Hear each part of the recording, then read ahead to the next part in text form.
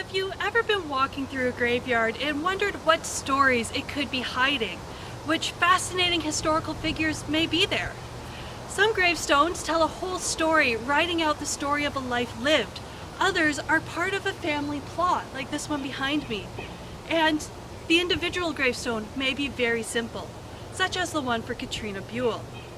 Catherine, or Katrina Susan Dockstetter Buell, was a part of a well-known local family. Born in Brockville in 1867, her father was a lawyer and politician, Colonel J.D. Buell. Her grandfather was William Buell Jr., who had been a publisher and editor of the Brockville Recorder, and of course her great-grandfather was one of the earliest settlers to Brockville, William Buell. Katrina was well educated, going to one of the first boarding schools in Toronto and then studying art at the Brockville Art School, where she began honing her artistic talents. The Brockville Art School opened in the autumn of 1886 as a satellite school of what would become the Ontario College of Art and Design. And for the duration of the school, it ran out of what was known as the Comstock Building. It didn't take long for the Brockville Art School to gain a glowing reputation. The talent that the school produced caused the school to become an important cultural institution in the city and was one of the best known art schools in Ontario from its run in 1886 to 1898. During her time at the Brockville Art School, Katrina studied under Percy Woodcock, a locally born artist who was well known all over Canada and Europe. While in school, she won gold and bronze medals in the Ontario Art Exhibition in the 1880s, and one of her paintings, called Impossible Pink, actually went on to gain some fame. She was also elected into the Royal Canadian Academy in 1890, and in their spring exhibition, she was considered one of the artists to watch. During this time, Katrina also achieved all her certificates from the Brockville Art School, which allowed her to become a teacher at the school as well, from 1890 to 1894. Realizing her talent, Katrina's family had her aunt chaperone her while studying outside of Canada, something made possible by an inheritance from her father. She studied with well-known artists such as Kenyon Cox, Wesley Dow, and Frank Bragwin in the United States and England. Katrina then went to Paris, where she studied from 1900 to 1914 and studied with Elsie Lebeau, Charles Guérin, and painted in Brittany and exhibited in the Salon. While there, she became friends with many up-and-coming artists, dancers, and writers. Sometime before the Great War, Katrina moved to England, where she suffered from a nervous breakdown that she called nervous prostration.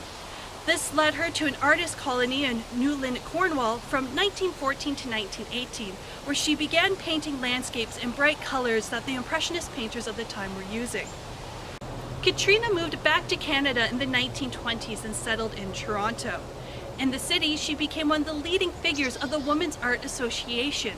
This association became a space for female artists to gather, work, exhibit, and to be paid for their paintings. It may be through Katrina's work with the Women's Art Association that she met Emily Carr, a well-known Canadian painter from British Columbia. On Emily's first visit to Toronto, Katrina took her around and introduced her to many famous artists that she was friends with, including members of the Group of Seven. In Emily's journals, she writes about how Katrina introduced her and took her to the studios of A.Y. Jackson, Lauren Harris, and J.E.H. MacDonald, artists who influenced both Carr and Buell's work. Once back in Canada, Katrina spent her time between Toronto and Brockville, while also living and having an art studio with a friend in Toronto. It was during her time spent in Brockville, however, that she did most of her modern paintings of flowers and still lifes that she was known for. Over the years, Brockville played host to some very talented artists. Some artists found their art taking them away from town, while others, such as Katrina Buell, studied and traveled to numerous places, but found her way back here. As a young adult, Katrina fell in love with her cousin, and the pair wanted to marry, but the match was not approved by her family and was ended. Instead, Katrina broke barriers as being an independent single woman who was a professional artist in a time when women were seen as artistic hobbyists. Katrina Buell continued to paint her entire life until her death at 71 in September of 1938 and was buried in her family plot here in the old Protestant cemetery. This one here is her grandfather, and this large one is her great-grandfather, William Buell.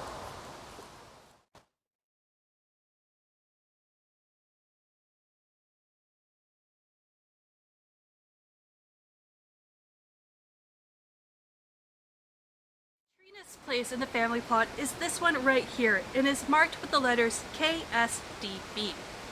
Thank you for joining us today on Stories from Among the Stones, and I hope to see you next time.